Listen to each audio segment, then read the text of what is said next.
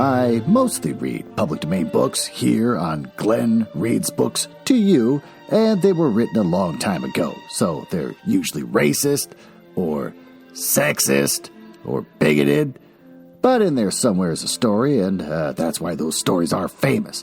Other times, I read works from independent authors, and they're delightfully not racist, but they might have adult language or adult situations, like, making sex. So that's your warning, but I'm sure you're grown up enough to handle it. Don't write to me complaining.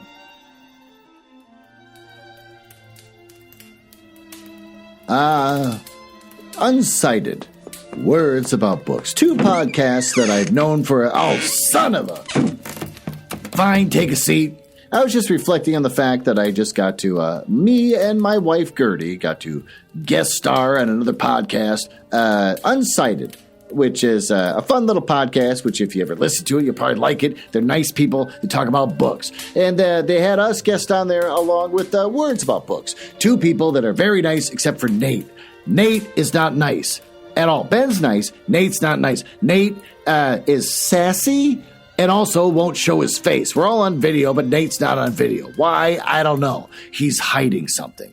Either his face is incredibly gorgeous, doesn't think that we deserve to see it, or he looks like Robin Williams when he played Popeye. I don't know. Either way, welcome to Glenn Reads Books to You Mansion. It's a fun little bit where I pretend to live in a mansion and not just record in my basement. This is where I read the hottest public domain books and short stories. This week, we're going to read The Man Who Hated Himself by Walt Coburn. Yeah, it's a cowboy story. Do you want to learn about the author? Yeah, I hope so. I took the time to steal it from Wikipedia. Walter John Coburn was born October 23rd, 1889, and he died May of 1971. May with a date of 1971? We are not given that date. He just died May 1971, which I could not find any other information about.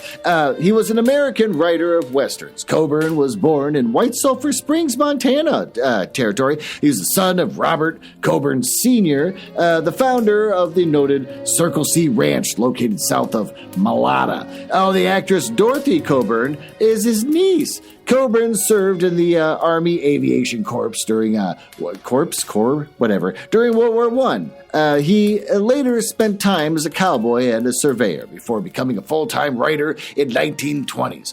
Want to hear some fun facts they also stole for the same thing in Wikipedia? Sure. Coburn was enormously prolific. Flanagan states that Coburn wrote almost 2 million words of fiction over a 30-year period. Coburn, at his most prolific, averaged about 600,000 published words per year. Oh, he was so popular that eventually 2 pulp magazines, Walt Coburn's Western Magazine and Walt Coburn's action novels, were issued, consisting of mainly just reprints of Coburn's earlier work. After the pulps ended in the 1950s, Coburn switched his focus to writing paperback originals. Coburn was a devout Christian. Coburn claimed in his posthumously published autobiography, Western Word Wrangler, 1973, that God had chosen him to spread the Christian message through his fiction. He committed suicide at the age of 82 in Prescott, Arizona. I cannot find anything else about, did he have an illness? Because committing suicide at the age of 82 is very late to do that. So, was it an illness? Was it depression? Don't know. Can't find anything else about it. Very sad, so why don't we get into this story?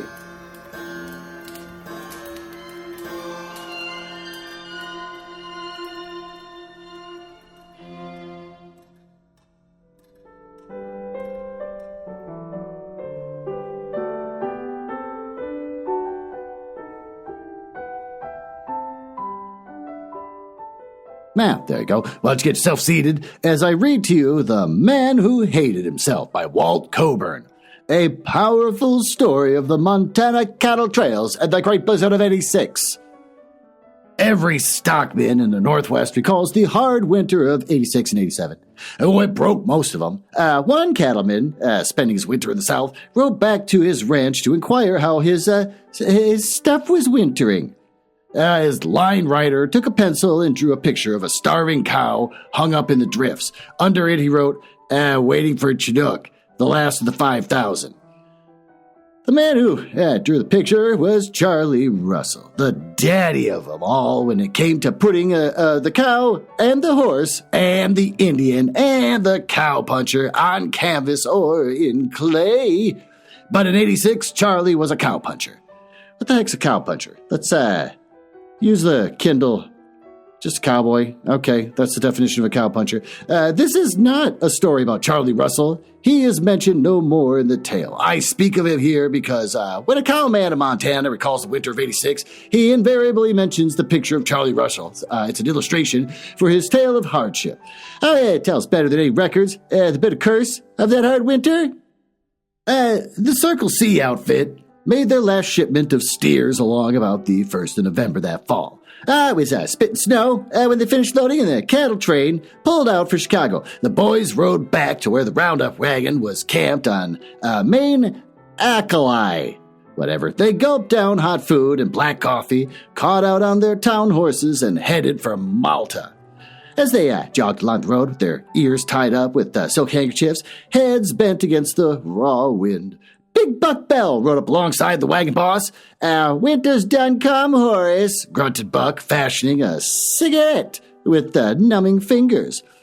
Sure has, returned Horace, humped across his saddle horn. That makes a man wonder what's become of his summer's wages. Buck led up to his subject.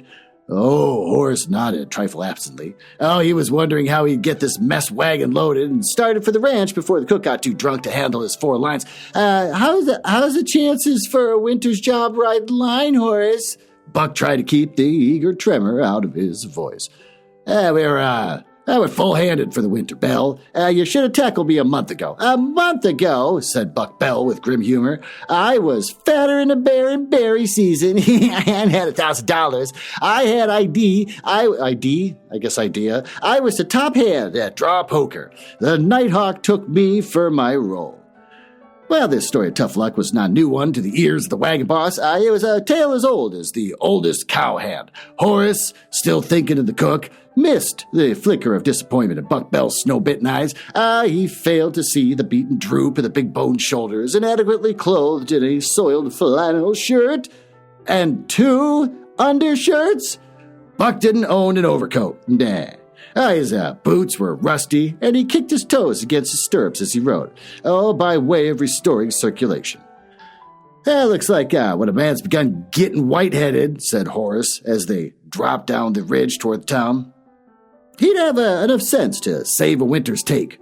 Well, he did not mean to be unkind, but there wasn't a mean drop of blood in the cow boss's veins. He was sorry for Buck Bell and hid his softer emotions under the words he now mumbled into the upturned collar of a threadbare coat. Truthfully speaking, Horace himself was prodigal as the rest of the cowpuncher clan. Oh, Buck took a last pull at the bit of a stub of cigarette and threw it away. Then he chuckled softly, yeah, and they were riding down the lane that approached town. To the left of them was the Malta graveyard, the wooden slabs whitening with the first snow. What struck you as being so comical, Buck? Oh, just thinking about them boys planted in yonder boot hill. Don't need worry no more about winter jobs and coonskin coats. They ain't got the coin to buy. I can name 3-4 that I bet is plenty warm where they went. Well, they rode into town and put their horses in the feed barn. The stalls were filling with Circle C horses, and there was an unwritten law of the outfit that a man must stable his horse before he got drunk. Over at Dick Powell's place, the boys were paid off. Dick, saloon man and sheriff, voiced his friendly warning. The town's yoursen, boys. Take care of her. It's like reading pirate stuff from the last book I read. Oh, the hard-earned money went into swift circulation. The tin-horn gamblers opened up the games. Bartenders set up free drinks at proper intervals to the laughing, cussing, free-handed men who lined the bar and swapped yarns and thawed out. Boot heels clicked on the pine board floors. Spurs jingled along the streets. Can't spend her all in one place. They moved along to the next saloon. Crumpled banknotes lay along the bar. Men greeted old friends. Jovial bartenders, most of them old-time cowpunchers, wiped right hands on soiled aprons and voiced profane welcome. Fiddle squeaked above the voices loosened by the whiskey. Tin pan pianos banged. Lights defied the coming dusk of early night. There would be no night guard to stand tonight. No long circle to ride in early dawn. And while their money lasted, these cowboys owned the town. Buck Bell found the Nighthawk sitting in a Monte game. Here's that $50 you still got coming, Cotton Eye. Nighthawk looked up and grinned and shook his head. To hell with you and your 50, Buck. Pay me half when you die, the rest when you come back. I'm winning off this gambling man. Buck grunted indistinct thanks and clumped up to the bar. A little red liquor dick. Give the boys what they want. Wake up that sheep herder in the corner and tell him that the gentleman that old Buck Bell's in town, I'm a red-eyed wolf from Bitter Creek, and that's my night to howl. Whereupon he howled long and loud, that's got to be embarrassing, with a quivering, high-keyed sadness in his voice. Oh, an embarrassing gesture that everyone has to sit there and watch, but also he's like a little sad while he does it. That's got to be a really awkward moment. See, in all caps, you later, Buck said as he moved out and along the street. The wind moaned darkly down the lonesome lane between the rows of saloons and stores. He stood with bowed legs spread wide, thumbs hung in his sagging cartridge belt, leaning a little against the storm. His howl was blotted out in a flurry of snow that was ushering in the long winter. Buck felt sad, in spite of the dozen drinks under his belt. Sad and lonesome and restless. He belonged down in Texas, and he was a long way from home. He had aimed to go back home this winter, wearing store clothes and with coin in his pockets, but Cotton Eye had cleaned them. He crossed over to Long Henry's, promptly pulled up to the bar by several celebrants. Buck tossed out a $10 bill with an air of a man who scorns money. Somebody was singing Sam Bass. Sam Bass is a ballad that extols the deeds of that notorious Texas outlaw. Oh, the old-time outlaw has always held a place in the hearts of the cowpunchers. His vices are buried. His virtues, real or imaginary, live on in Cowland's saga. I'm not singing this. Sam first came to Texas, cowboy, for it to be. A kind-hearted feller you seldom ever see. Buck Bell twirled his whiskey glass between thumb and forefinger. The singer had a good voice, and his audience was mellow and prone to the sentiment that has to do with white-haired mothers, golden-haired sweethearts, and the generosity of dying outlaws. And there's more song. Sam met his fate at Round Rock, July 21st. They pierced poor Sam with rifle balls and emptied out his purse. Jim had borrowed Sam's good gold and didn't want to pay. So the only shot he saw was to give poor Sam away. He sold out Sam, ... Buck Bell nodded in the dim, direct reflection of the mirror above the back bar. I usta work close to Round Rock, he told the man next to him. He downed his drink, whatever, in one gulp and reached for the bar bottle as it came along the line. Oh, he became more quiet, more thoughtful as the night wore on. The haunted restlessness drove him out to the deserted street. He drifted alone and wrapped in brooding thought into Kavanaugh's. The N-word piano player knew the song of Sam Bass. He sang it through 3 times for Buck. Buck gave him $10. Only 10 more remained in his overalls pocket. After many more drinks, Buck Bell started for a place across the tracks. Oh, his last 10 was spent. His heart was empty as his pockets. The mournful shriek of a locomotive made him shiver as he halted in the lee of the station to light a cigarette. The train dispatcher stepped out of the lighted telegraph office, his eyes shade across his forehead, train orders in his hand, and he did not see the tall form of Buck Bell leaning a little unsteadily in the darkness, just to one side of the locomotive headlight. Number 3 squealed to a halt to deposit 2 sleepy traveling drummers. The door of the express car opened. The armed messenger dropped a heavy iron box into the waiting truck alongside the car. The train dispatcher was now signing for the box, and the drummers hurried for the Malta house. Payroll for the mines, the express messenger explained. I wish I had that much. I'd quit riding these dumb night runs. A blizzard's coming. The door of the express car slid shut, and a yellow lantern circled in the night. The train pulled out slowly, and the dispatcher wheeled away, the truck with its steel box. The wheels, I see where this is going. The wheels of the truck creaked its dismal passage. The form of Buck Bell moved in the blackness, made more opaque by the departure of the train lights. The man was pushing the truck within arm's reach of the tall cowboy. Buck lifted his gun from his old scabbard. He balanced his weight in his hand and moved out of the tracks, swung the long barrel in a swift arc. The man wheeling the truck slumped down gently, an indistinct lump in the deserted platform. Buck Bell moved swiftly now. He had picked the steel box up in his arms and ran down the tracks. He didn't halt until he reached the stockyards, a mile or two from town, and he hid the box under the loading chute, then started back. The walk in the cold air had driven the whiskey fog from his brain. Buck was sober now. The sadness, the brooding restlessness had gone, and in its place came swift regrets. He fought down those regrets as best he could, and he had been a fool to do it. But he was into it now. He'd hang and rattle, play around as the cards fell, and ask no man for better than odds. He wondered how hard he'd hit that depot feller. I can't let a man lay out in the cold that way. Besides, there was the trains to attend to.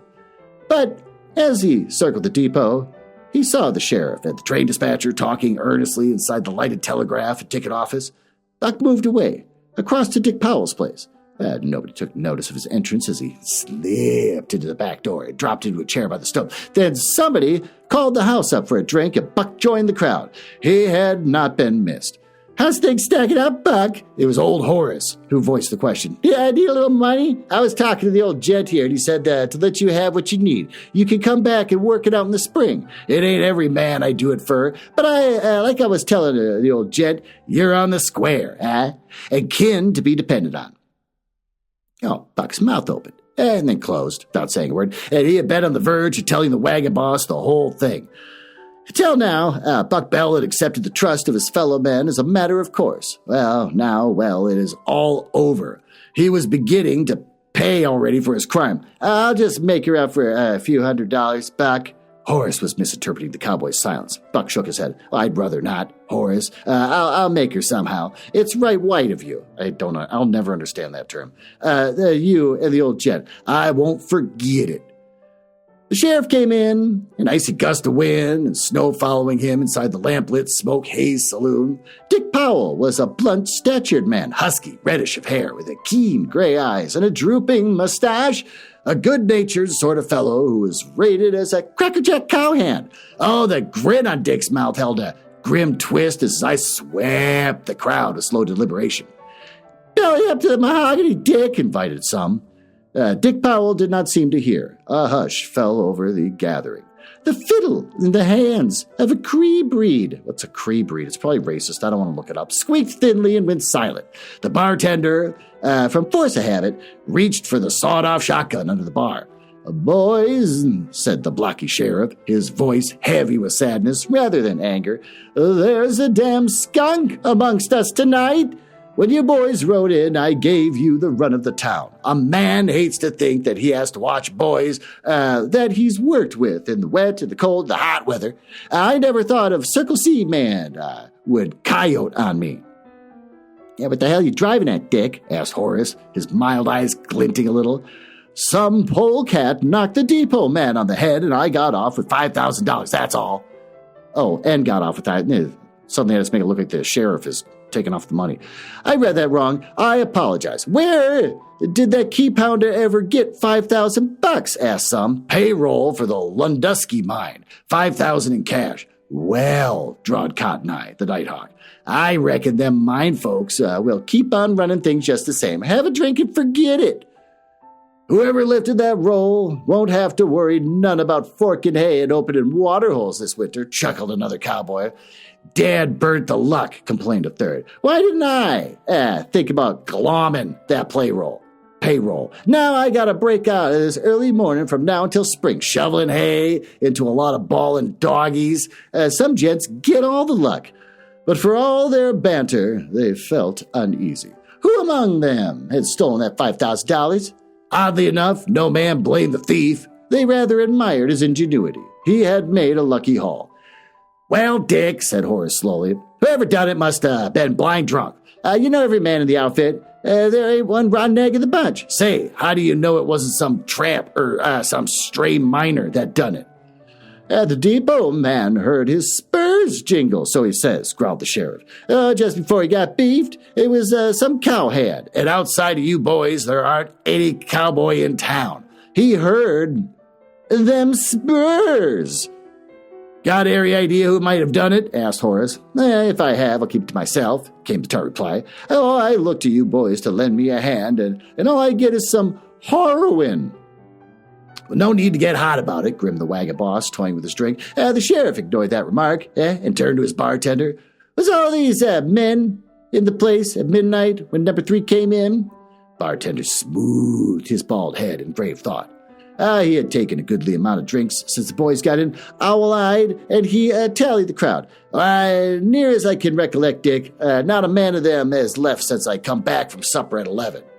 Then that alibis this bunch of cow dodgers, and the sheriff moved on out into the street. The robbery gave the cowpunchers a meaty topic for talk. Talk and more drinks. They hit upon the idea of following Dick Powell in his sleuthing. From one saloon to the next, they waddled in wake of the annoyed sheriff. The crowd had taken on numbers until they, by time, had reached the bloody heart of the entire outfit was crowded into the saloon. Various bartenders had furnished ironclad alibis for every Circle C man. Powell gave up in disgust and slipped away from the throng, which was growing somewhat boisterous. Horace followed the sheriff out the back door. 25 cowpunchers set about to make the most of this momentous occasion. Months of hard work in the saddle and branding corrals without a holiday, long days from the crack of dawn until dark, with 2 hours night guard for good measure, had starved them for, a little fun. Well, these men belong to a breed that has no equal. For $40 a month and grub, they ride mean horses, face death and hunger and thirst and cold and bitter discomforts. They ask no favors, whine out no complaint, talking the good along with the bad. It's all in a day's work. Most of them were cowmen at, 12 years of age. At 60, there would be as much of this boy left in their big hearts. It is not for those that have not known their breed to censure their faults. They lived according to their lights. John Law and his rules meant little in their lives. They had a way of settling personal affairs. Those men who roamed the West in the 80s when the country needed them. So they held kangaroo court. The bartender at the Bloody Heart was found guilty and fined several rounds of drinks. Then they moved on to the next saloon and again held court. Another dispenser of red-eye was found guilty. Guilty as hell by the ballot. The fine was duly paid in liquid form. And at daybreak, they had routed the sheriff from his warm bed, stood him on the bar, clad him in knee-length nightshirt, boots, hat, and a cold cigarette. Ballots were passed, signed, and dropped in Dick's hat. He read them, one by one. Guilty as hell. Gosh damn. What? If you're going to say damn, why'd you say gosh? It's weird. All right. It's like saying, fudge off, you fuck. You bonehead, misfit, local idiots. But he paid the fine, setting out the glasses and bottle with his own hand. Well, it was a large night. Guns popped jubilant greeting to a day that held no hard rye after stray cattle. They're really kind of romanticizing how cute, adorable guns can be. Except that, if someone's drunk and slips up, you shoot a person. Most of them were flat broke. Cotton Eye, the bloated financier, had lost his money and hocked his spurs for a bottle to take along. Then he engaged the bartender in conversation while Confederate stole back the spurs. Horace gathered his men one by one, mounted them, and started out of town. They bucked their horses down the street, emptying their guns at a laden sky. Behind them was their night's pleasure. Ahead lay the dread winter. Buck Bell got his private horse for the barn. Because he owned no overcoat, he donned his slicker and wrapped his feet in strips of gunny sack. Alone, with his hat pulled down across his eyes, his ungloved hands shoved down against the saddle cantle, whatever, he rode out of town. As he neared the stockyards, he glanced about. Ooh, No living thing moved out in the snow-swept world that met his eye. He swung off his horse and dragged the steel box from under his loading chute. A heavy paddock fastened it. Buck drew his .45 and shot off the lock. His stiff fingers pried up the lid, and there lay the banknotes in piles, bound with wide rubber bands. He shoved the money into his deep pockets and his Angora chaps, and then he buried the empty metal box in the debris under the chute. 5 minutes later, he rode on again into the storm. Oh, he looked old and sadly troubled. The bitter cold was pinching the color from his face, and he was a little sick for the liquor that he had drunk. Sick and lonesome. Through the lane, past the graveyard, and on to the wind-swept benchland, headed south toward the Badlands of the Missouri River, almost 100 miles away, with the wind at his back. Buck Bell drifted. His heart was heavy as the late sky. Ahead of him rolled a giant tumbleweed, on and on. Across the bench, grotesque, almost alive, blown along by the north wind, headed south. In his pockets of his black chaps were stowed more money than he had ever seen or dreamed of. Oh, there was not a chance of the theft being fastened to him.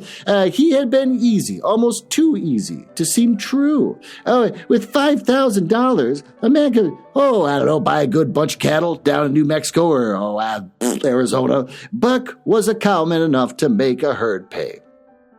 Yeah, it would mean that he no longer needed to work for wages. For $40 a month, 40 into 5,000, Buck was a good hand at figures. 125 months, 10 years or more. Even if a man didn't spend a dime for poker or red-eye or smoking, or clothes, socks and such. What a dandy. He's going to buy socks. And he had sold his bed for $20. That $20 was in his vest pocket now. He had kept it separated from the other money. The money he had stolen.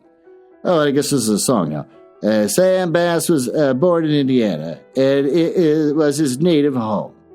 Okay, the song, high-pitched, quavering, drifted along the wind from behind Buck, blurred a little in the flurry of the hard snow, and swirled across the ground like, white sand. Buck halted as the singer came up out of the storm. It's Dick Powell, the sheriff. Something hot scalded Buck Bell's heart as the rider came alongside. Had the sheriff somehow found him out? Oh, Buck almost hoped so, but Powell grinned as an easy greeting.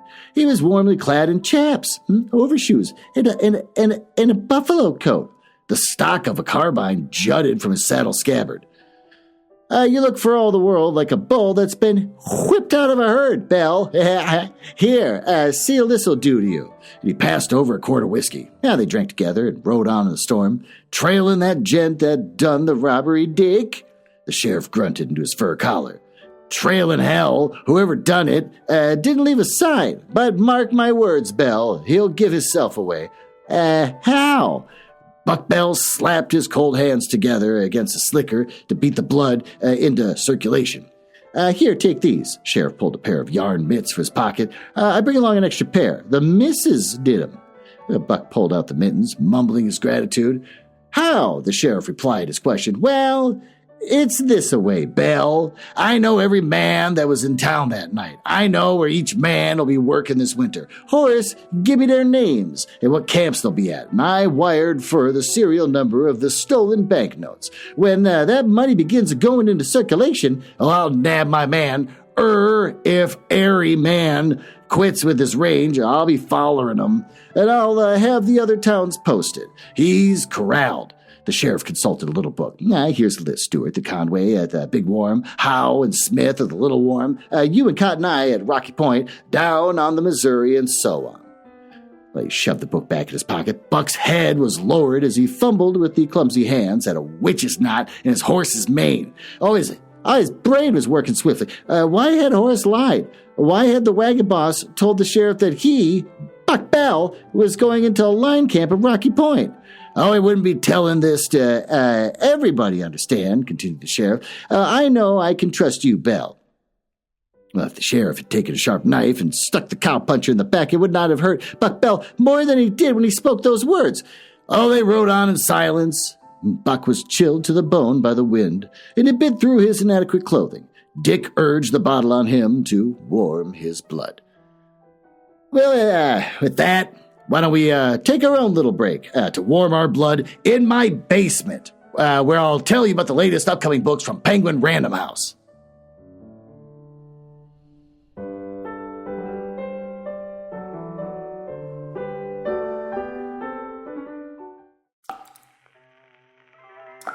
Oh, there you are. Come on in and get yourself seated right there on that one folding chair underneath that naked light bulb while I stand here underneath this naked light bulb playing my guitar for you. I'm very good at playing guitar. As I read to you the next upcoming Penguin Random House book, Bedtime, Here I Come, by D.J. Steinberg. It's illustrated by John Joven. That's a fake last name. About bedtime, here I come. Sure, let's learn about it. Grab a stuffy and one last book to read. Oh, a stuffy, like a stuffed animal? Is that what they call them now? Because it's time for bed. With a squishy cover, perfect for little hands. Young kids can giggle their way through this collection of sweet and silly poems. All about getting ready for bedtime from the author of the hugely popular Kindergarten, Here I Come. I love that that's just the title of all their works. Here I Come, with whatever the thing would be. When the yawns start to pile up, get ready for bedtime with delightful poems from best-selling author D.J. Steinberg. Between, picking up toys, making one last potty stop, and getting especially snuggled in, there's a poem for every part of the process, making this the perfect padded board book to read before bed. Really, a poem for everything? Like, what if you gotta go to the bathroom? There's a poem for that too? I mean, I guess brushing your teeth and you getting your pajamas on, but what about going to the bathroom? Bedtime, Here I Come by D.J. Steinberg is an ebook coming out July 23rd, 2024. Oh, you can pre-order from Apple Books, Barnes & Noble, Books A Million, Google Play Store, and Kobo. Well, that's kind of a nothing burger. Apparently they have a Happy Birthday, Here I Come, and Premier Grado, a la Voy. There's more? I want to see more. Mother's Day, Here I Come. Yoga, Here I Come. New Baby, Here I Come. Kindergarten, Yalla Voy. Summer Vacation, Here I Come. St. Patrick's Day, Here I Come. My God, there's more? Jesus, just keeps going. First grade, Here I Come. Second grade, Here I Come. Kindergarten, preschool. Thanksgiving, Here I Come. Weird.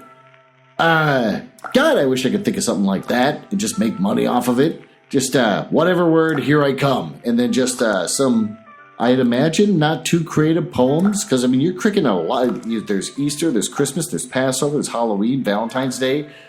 It just seems like you can just kick these things out like crazy. You could probably get AI involved to make your poems for you. Oh my God, I just figured out how I can quit my job. Well, with that, why don't we get out of this basement and go back upstairs and finish reading this book.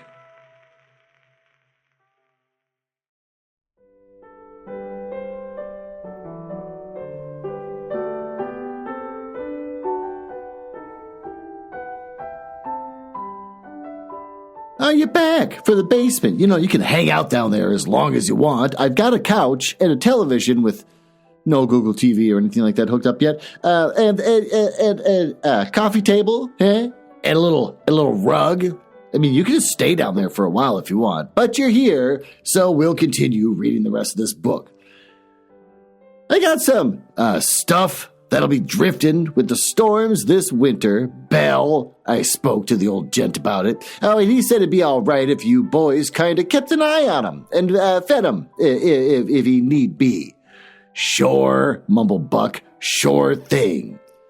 Their trails parted a little further on, and the sheriff made Buck take his overshoes and a bottle. Oh, I'll be back home in a couple hours. Don't be a damn fool, Bell. So long, good luck, old timer. See you next spring when the Chinook melts. You oughta, the Badlands. O-U-T-A, like get out of? Oughta? All right, whatever. When this is like the pirate thing from Treasure Island. It's like when they start doing the phonetic kind of language thing, I kind of don't ever know what they're saying.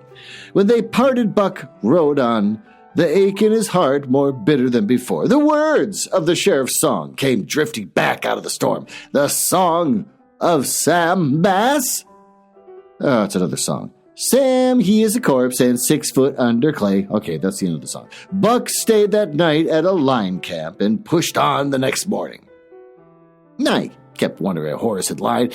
Oh, it hung like a sandburr in his thoughts all day. Always stopped late afternoon at the horse camp, and because they were short-handed, Buck worked there a week. Then he drifted on once more, refusing a cent for his labors. That's weird. Oh, it was the ethics of the grub line that forbade his accepting payment. Really? Oh, they had given him his horse food and shelter, and he asked for no more. Though the work had been hard, and they had eaten but 2 meals each day, breakfast before they rode away, supper, when they came in after dark, he had made the biscuits, helped with the dishes, and split the wood to boot. But he had given them what was left of the whiskey. Because, in all caps, Rocky Point lay along his route somewhere to the south. He rode up there one evening at dusk. A saddled horse was humped in the lee of the shed. Hollow-eyed cattle bawled in the corral. No smoke came from the little log cabin. Filled with grave misgivings, Buck Bell stepped into the cabin. The moan of a man in pain came out of the dark interior. He found Cotton Eye laying fully clothed in bed, his leg broken between the ankle and the knee, and he had been like that since the day before, and told Buck through his set teeth, "Horse fell on me, coming up the river." Well, Buck built a fire and made the crippled man as comfortable as possible, and then he took care of the horses and scattered hay for the gaunt cattle. When he came back to the cabin, he hid his fears under a careless banter. "Well, I throw some soup into you, Cotton Eye, and coffee, and now roll over on your back and cuss me while I get this boot cut off. Well, I'll be as gentle as a cow with the first calf, pardner." Those men of the frontier were steady of hand and ingenious of brain. Broken bones and gunshot wounds were not uncommon. A man needed to know the rudiments of crude surgery in those days when doctors were few and far between. There was no sleep for either man that night. Buck fashioned a sling to hold the suffering man while he pulled the fractured bone into place. An erstwhile nighthawk groaned. Buck swore softly as he labored. He splintered the leg, and with stout willow sticks and strips of tanned rawhide, saddled strings. Beads of sweat covered the drawn face, Cotton Eye. Oh, he lay back, whimpering, a little through his clenched teeth, sick and faint, but game enough. Buck held a cup of black coffee to his mouth. "She's all over but the knitting pard," whatever that means. "Here is a cigarette." I don't know what that means. "She'll hurt like hell for a spell, but there's a clean break and order heal fast. Oh, I'll run the show till you get well. I'd have died if you hadn't come along, Buck." Maybe. That's MEBBE, maybe. Buck built the fire, and he chaps with the previous store. The money hung on the wooden peg with his bridle, and now and then he glanced that way, his lips smiling without humor. "Well, you saved my life, Buck, and I ain't forgetting." "Well, you better try to sleep, feller," grunted Buck. Cotton Eye lay there, a little flushed with fever, his eyes brighter than they should have been. I wonder, Buck, if you'd be doing this for me, if you'd knowed." "Knowed what, Cotton Eye?" "The money that I won off you, the deck that was marked." "Sure thing," nodded Buck Bell. "I know that, but a man's gotta have some kind of excitement around a cow camp, even if it's playing poker with a marked deck. I was catching on to the markings about the time that I went broke." Well, Cotton Eye was delirious by morning. Buck was forced to tie that man down while he fed and watered the cattle because there was only one bed, and Buck had made out with the saddle blankets in the sick man's overcoat. During the days that followed, Buck Bell did the work of 5 men. He chopped wood, cooked, and nursed Cotton Eye, whose fever went down slowly. He rode out each day, gathering poor cows that were too weak to rustle. He hooked up the work team and hauled hay, scattering it wide circle outside the corral. Oh, he opened the water hole twice a day, and he put puttered not put, but puttered about the cabin, fixing it for a long winter and forced a cheerfulness into the chatter that flung at Cotton Eye. When he finally crawled into his improvised bed, fully clothed save for a hat and boots, he was too weary to mind the cold much. He killed a beef one evening. That night he brought in a square piece of the hide and worked it with his pocket knife.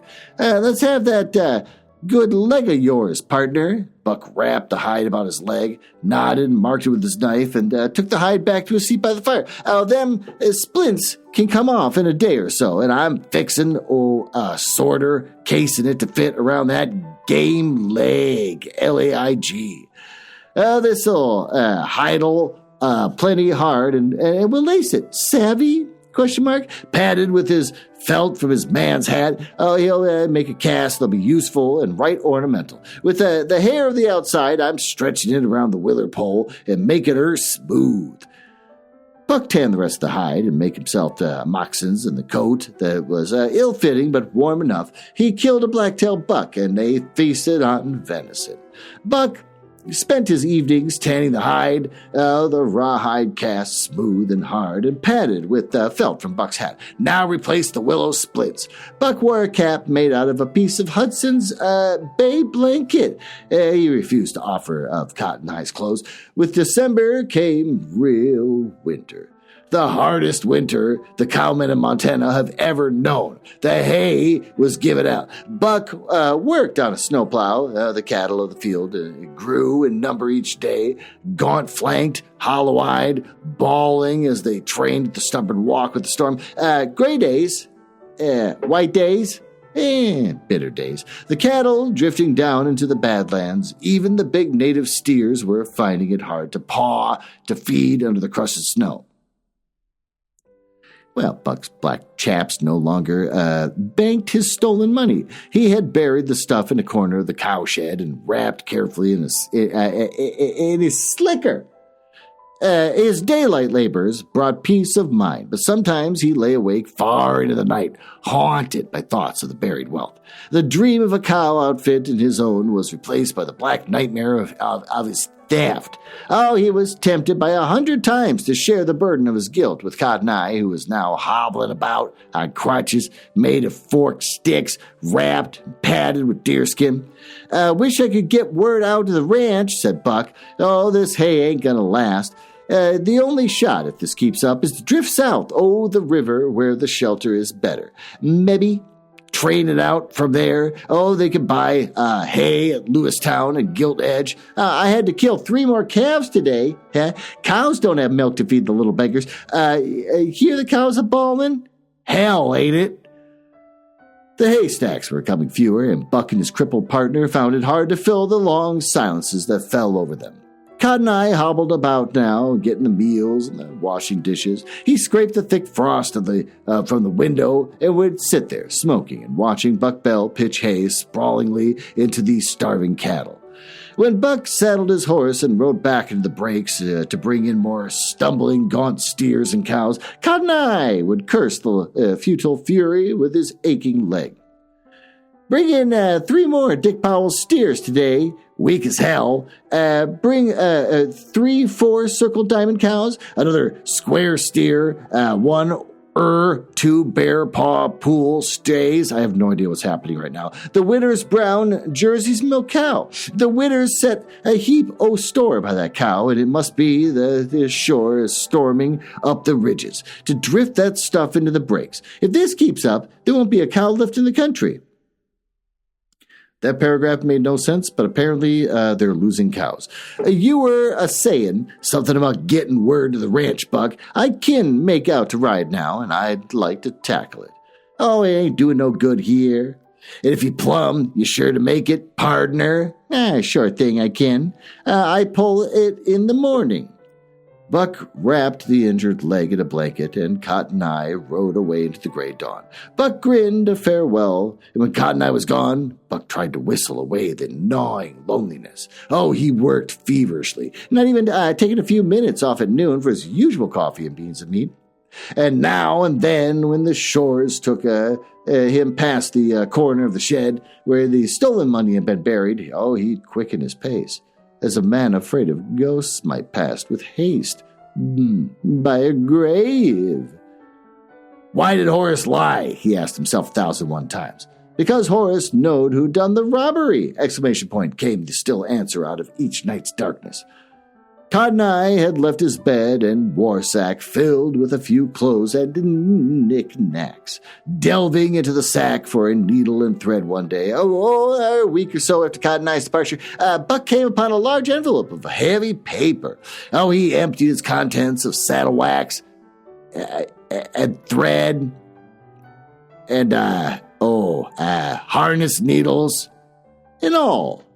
And sat there, smiling softly, and worried frown momentarily gone from his forehead. Well, I'll do it. I'll use this envelope to hold the money. Else, I'll be plumb crazy before spring. I'll send the money to Horace, first man that passes along. He spent an evening composing a laborious letter to the Circle C wagon boss, and that night he slept without tossing and dreaming. And with the first streak of dawn, he was out on the shed with his pick and shovel, digging in the corner, with hands that shook with eagerness, and he undid the slicker. A choking cry broke from his pulsing throat. The money was gone. All of it. The slicker held nothing but the scraps of old newspaper, rudely cut and bundled in imitation of banknotes. That's kind of an extent to go through. Like, I'm going to steal this money, and I'm going to make sure that when they find that it's gone, I'm going to just replace it with, newspaper. That seems really strange. It implies that someone's going to dig it back up and be like, the slicker looks like it's still full of stuff. I guess I'll put dirt back on again. No, you're going to go look at the money. But nope, there's newspaper. For a long time, Buck squatted there on the ground, staring with dazed eyes at the slicker and its mocking contents. A racking, horrible laugh rattled from his dry lips, and then he went back to the cabin, his brain aching dully with milling thoughts. Cotton Eye had taken the money. Cotton Eye was the thief as well as the crooked card shop. It was hard to take after what he had done for Cotton Eye. The damn stuff's gone. Gone for keeps. Too late now to send back with that confession. Cotton Eye would be headed south by now. South! With $5,000. Then a slow grin spread across his mouth of Buck Bell. He chuckled and laughed until the coffee boiled over and onto the stove. That sure one on me, fretting and stewing about with the money, him playing possum with that leg, digging her up when I rode off yesterday. But how he'd know that I had it? How would he know where it was buried? Well, I got all winter to figure it out. Days slipped into weeks. Weeks of white isolation. The hay was about gone. No word from the ranch, and the eternal gray sky overhead was like a shroud. Came that morning when Buck Bell looked out at the empty hay corral, and that was at the end of the trail. All about the cabin, the gaunt-eyed cattle walked aimlessly, bawling, and Buck went back into the cabin and began packing. When his grub was sacked and his bed was rolled, he went out to the barn and hooked the team to his crude snowplow. He tied his saddle horse to the off horse and loaded his bed and grub into the snowplow. Then he scrawled a note and laid it on the rawhide-covered table, weighting it with a can of frozen tomatoes. Closing the door of the log cabin, he picked up the lines and seated himself on the snowplow. As the team got underway, he grinned back over his shoulder. So long, cabin. Here's goes nothing. Behind him, bawling hungrily, trailed the cattle. Their dumb faith was pinned to the man and the horses. South, into the breaks across the frozen river, the sun was a dim white ball in the dead sky. The air was still and sharp. The snow plow creaked and groaned. Come on, doggies! Exclamation point. A gaunt scarecrow of a man riding his crazy plow. A beard covered up his face until the frost blackened his cheekbones. His clothes were a patchwork of blanket, cowhide, and buckskin, with the hair on. And his hair came to his shoulders, under the deer hide covering. His hands and feet were swollen and stiff from frostbite. Yeah. Great, another song. Bum. Sam Bass was born in Indiana. It was his native home. And at the age of 17, young Sam began to roam. Oh, that's the end of the song. Great. The song blended crazily with the brawl of the starving cattle, the creak of his covered plow runners, and click of hooves. South into the sheltering Badlands, where the snow was deep but soft, the plow cut through, clearing 10-foot path through the drifts. The cattle packed the trail, crowding and riding one another to get their precious feed. "Deep-bellied grass," cried Buck, looking back. "Oh, come on, you hungry doggies. Get the wrinkles out of your paunches, maybe, so it comes Christmas for you." He unhooked the team at last and watered them at a hole cut in the ice. He camped at the edge and cleared the bottom land, and his pitch fire sent its crimson shaft into the night. Oh, he had found the feed for his cattle, and there was no more to be had for the plowing. He slept the night with a smile of tired happiness on his bearded, frosted, cramped lips. In those days to come, Buck Bell found a measure of happiness and peace. He labored untirely, a man of rawhide, a bearded, frost-blackened scarecrow, and the haunting ache that had stolen money slipped through the forgetfulness, buried by the work he was doing. He cleared a huge patch of grass, and he rode back across the river and trailed in more starving cattle to share his grass. Sometimes he came within a smile of a cabin at Rocky Point, but always he was too busy to stop. These short days were too brief to waste, even for a few minutes' vital pastime. The snow was too deep to tire his horse in breaking a useless trail to the cabin to see whether anyone had been there. So he did not know that Horace had come and found that note on the table. "Hay's played out. I'm pulling out. If I don't die off before the Chinook comes, I'll come in and give myself up. I've taken the money that night in town. Then I lost it. So the law can take out my hide. Buck Bell." Why would he write that? Especially when the money's gone. You're free of your sins, so don't write that. A frozen, half-gnawed steer carcass lay near the cabin. His ripped paunch held no grass. Only, willow sticks, some of them almost thickness of a man's wrist.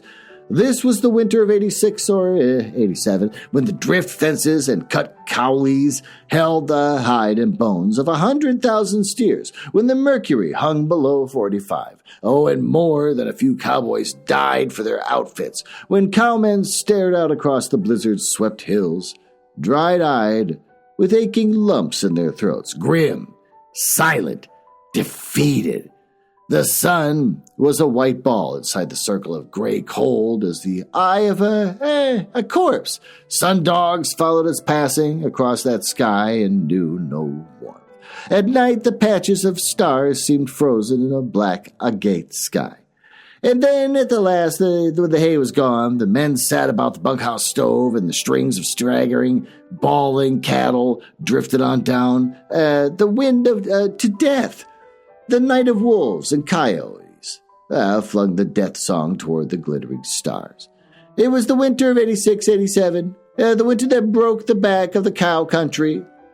South of the river, Buck Bell watched as the last of the feed go. Oh, he had lost track of those days. He did not know what month it was, but he knew that the grass had played out and that the end of the trail lay just ahead. Oh, his grub was gone, and he was living on meat and beans. Each day he felt his teeth to test the coming of symptoms of scurvy. His clothes were a mass of patches. His eyes were swollen, almost shut. The lids scaled from frost. The eyeballs discolored by snow blindness. Only half a dozen matches remained in his pocket, and he could not remember the taste of tobacco or coffee.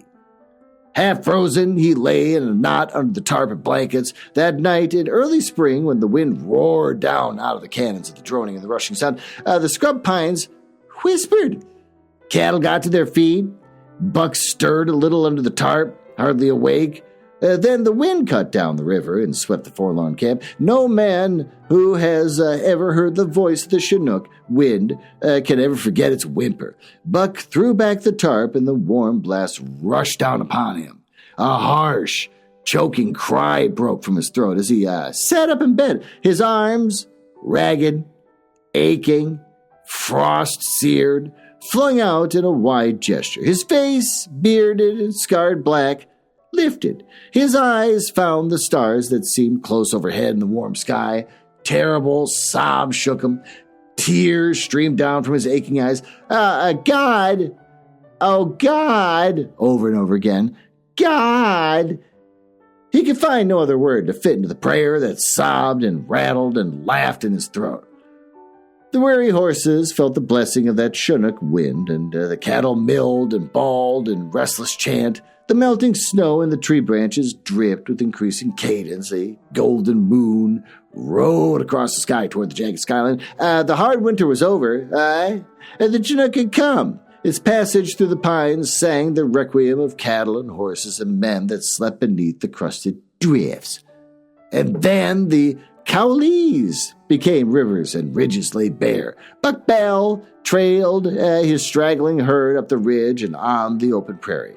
Oh, another song. Get along, little doggies, get along. Well, didn't have to sing that. He sang in a cracked voice as his horse patiently followed the drags. And so they found him that day in the spring of '87. Horace and the little man with the white beard and puckered blue sky eyes who owned the Circle C. Horace and the old gent. They did not know him. Their eyes were dim, and the miracle that lay before them, cattle. Hundreds of cattle grazing hungrily, and behind them a snowblind man who was all hair and rags, who sang in a crazy voice the words of, quote, Sam Bass. A phantom herd, followed by a ghost. It is impossible to believe that so many cattle could have lived while so many thousands of others had died. Buck's herd filled the Cowboys and covered the ridges. The chain harness rattled on the work team that was hooked into a bullhide, which held Buck's bed and 2 young calves hogtied. A dozen brands were represented in that gaunt herd. One of those calves belonged to the Widow Brown's Jersey milk cow. Its father was the prized Circle Diamond bull that had strayed down from its Canadian range. Half of Dick Powell's herd was there. Another song. Sam Bass was born in Indiana. Between them, the old gent and Horace got Buck Bell to the ranch. Somebody went for Doc Steele 50 miles away, for Buck was blind and one foot so badly frozen that 3 toes had just come off. Gross. He'll see again in 10 days, said the doctor. Let him sleep. Give him a warm food. Go slow on the whiskey. Oh, he has a barbed wire constitution and rawhide carcass. He was a little puzzled at Buck's delirious babbling. He's been worried about something. Horace and the old gent exchanged glances, and the owner of the Circle C thoughtfully stroked his whiskers and smiled down at the sleeping Buck Bell. But he handed the doctor a note that Horace had found on the table that deserted line camp at Rocky Point. Doc Steele knew the Cowboys. Oh, he understood. He handed back the note and blew his nose like a trumpet. The old gent fetched glasses and the bottle. Cotton Eye got here about New Year's, Doc. He had $5,000, and he said he stole it, wanted to plead guilty and take his medicine. His story didn't hold water. He'd been sitting in a poker game when the money was stolen at the depot. Horace knew Buck was the thief, because the melting snow on Buck's hat and the clothes showed that he'd been out in the storm about the time that the depot man was robbed. Cotton Eye finally admitted he'd stolen the money from Buck. Buck had kept him awake nights, talking about the robbery in his sleep, like a man gone loco. Buck saved Cotton Eye's life, and he wanted to return the favor. How was he returning the favor? Doc Steele chuckled deep down to his muscular throat. Wow, muscular throat. Couple of sentimental old sage hens.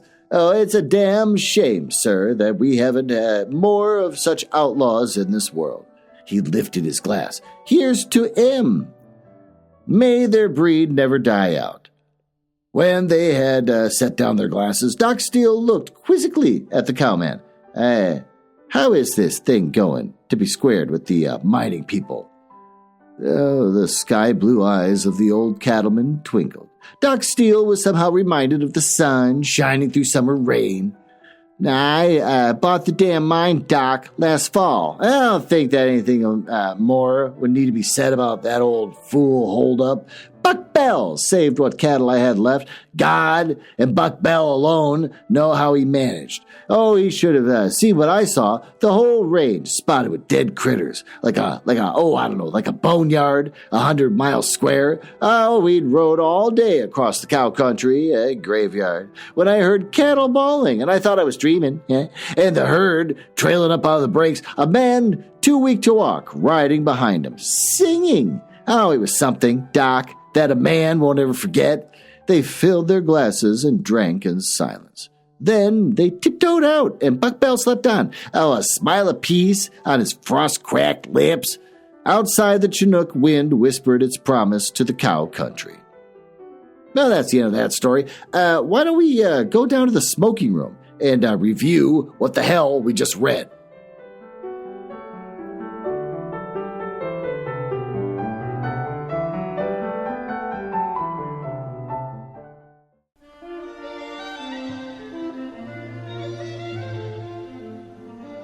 Well, there you are. Why don't you get seated and help yourself to a cigarette? You can find it there in that baboon skull. If you just take the top of the cranium off, you'll see that it's filled with cigarettes. My wife's birds.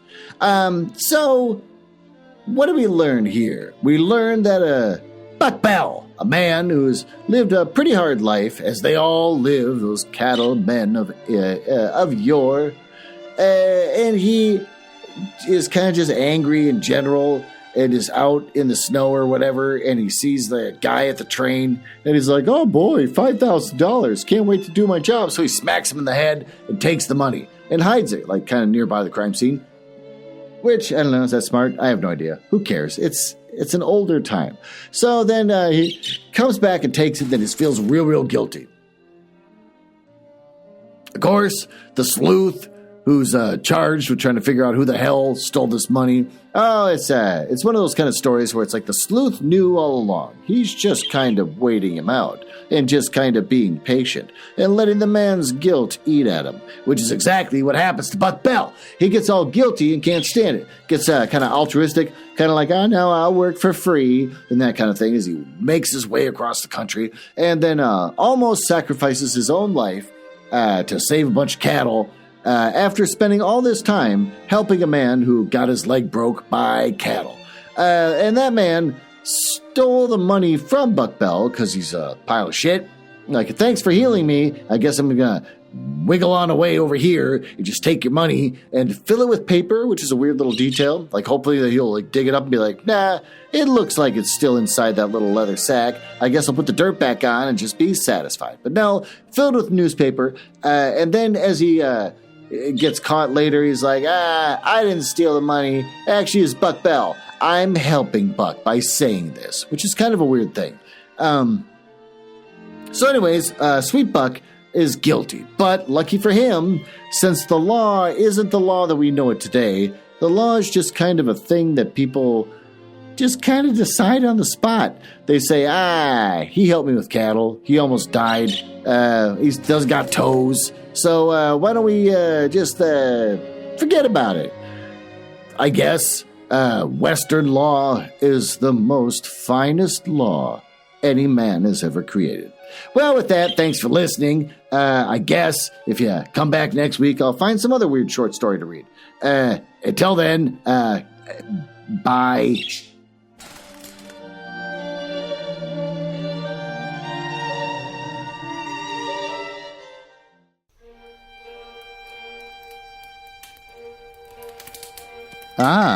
Well, it appears you found me in the part of the podcast I hate the most, where I tell you all about the places on the internet where you can find me.